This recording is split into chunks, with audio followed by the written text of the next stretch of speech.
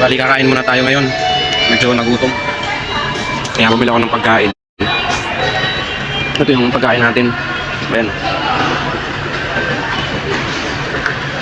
Ano ito? Ayan, no?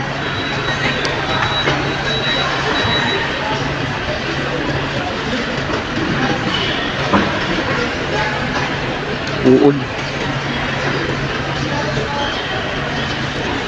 Siguro sa bigas ito. Talagang 90 pesos eh. 90 pesos na isang itlog. Konting ano.